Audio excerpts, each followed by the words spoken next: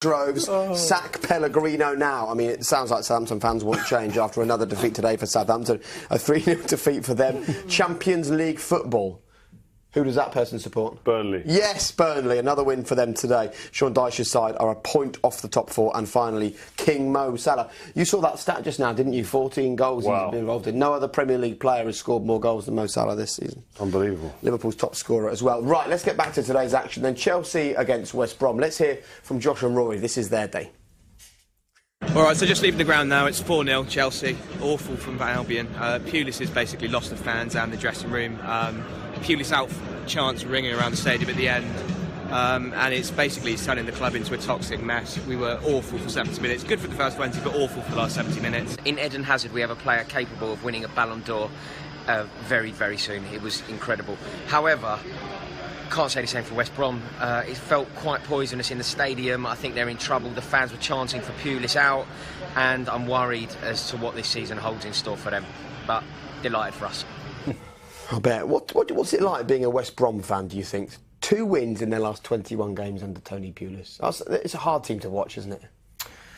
Yeah, I mean, when you listen to the fans, they are not happy, obviously, and I think a lot of that is down to the fact they pay their money to go and watch football, they travel, and I think they can understand getting beat, but getting beat within a certain way. They don't feel entertained, they don't ever feel like they're going to win games or score goals, and yeah, I think they just feel like that whole kind of, well, we're mid-table and we should be happy about it. Well, they're not, and they're now making it be heard. Well, exactly, and they're not mid-table anymore, are they? They are probably in a relegation scrap, and you can see the reason why. They're 17th in the league in terms of goals, 16th in the league in terms of attempts, 19th for passes, and they're bottom of the league in terms of average possession.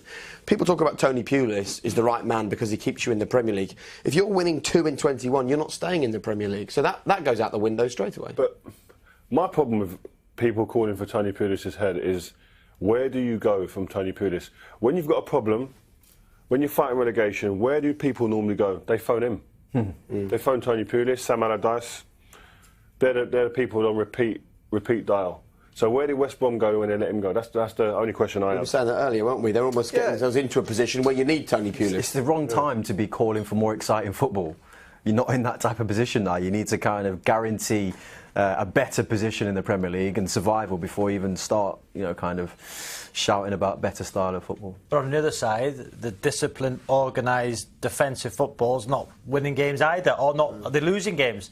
So, on radio phones on this show, you have West Brom fans saying, it's dull. As JJ said, I pay my money, I want to be entertained.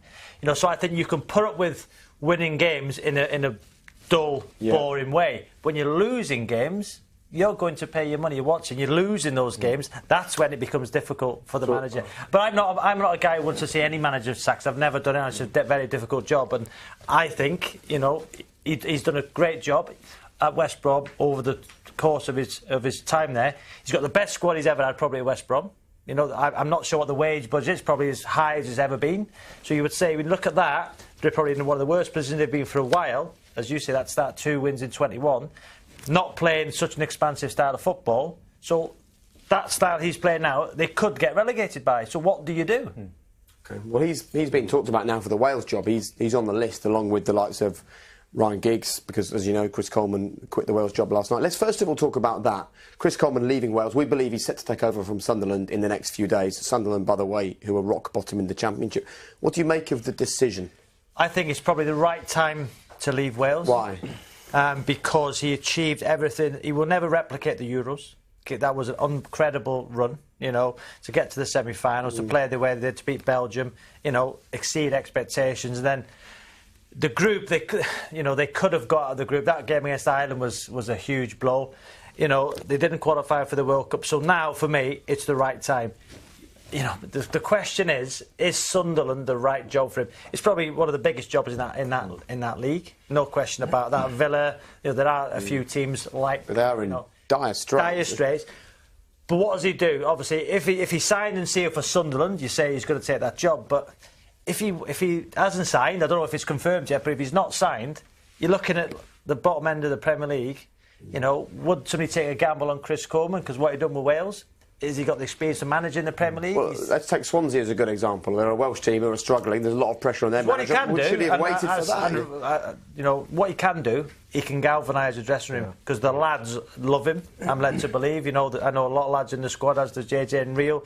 You know, he'll get them together, and I know it's a cliched saying, but they will run through brick walls for him. You know, that you ask Aaron Ramsey, you ask Gareth Bale, you ask a superstar in Gareth Bale how much he enjoys going and playing for that man there, and they'll tell you. So he's inexperienced in terms of Premier League manager, but if he was to get a Premier League job, he probably will go to Sunderland. I think he could keep a team up. A huge part of it is getting players to play for you. I think in managerial terms, you've got to get players who believe in what you're doing, believe in your methods, and want to go out there and perform for you. And if you're going by that, his credentials are there in writing, because this Wales team done that. And despite everything that's going on tonight, he turned on the Christmas lights in Newport, and he was spoken to actually by a reporter about what's happening. And this is what Polly James put on Twitter. Who does Chris Coleman want as the next Wales manager? His answer: as long as he's a passionate Welshman. Here, Cookie. She says, thank you, Chris and Pob. So who is a passionate Welshman? What would be the reaction, Robbie, in Wales if Ryan Giggs got the job?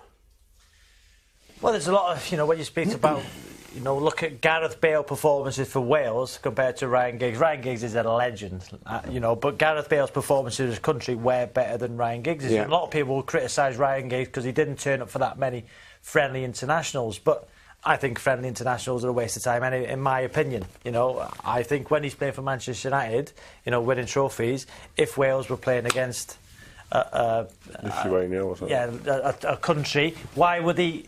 It's just my opinion, Jake. I think friendly internationals are pointless. That's what I believe. And so I respect Ryan Giggs not playing that. So despite being a passionate Welshman yourself, you were OK with him missing those games, were you? Yeah. Jake, I think international friendlies are pointless. That's just my opinion when I play for my country. Who would you want to see Welsh manager as a Welshman? So, you know, when Mark Hughes took the job, he had no international experience. Bobby Good left, Neville Southall and Mark Hughes took temporary charge of one game. Then Mark Hughes got the job, and it was brilliant for Wales. Then he's gone on to have a fantastic Premier League career. So people say, well, could Ryan Giggs do it because he didn't turn up for that many friendly internationals? But I think friendly internationals are a waste of time, in my opinion. You know, I think when he's playing for Manchester United, you know, winning trophies, if Wales were playing against Lithuania or something. Yeah.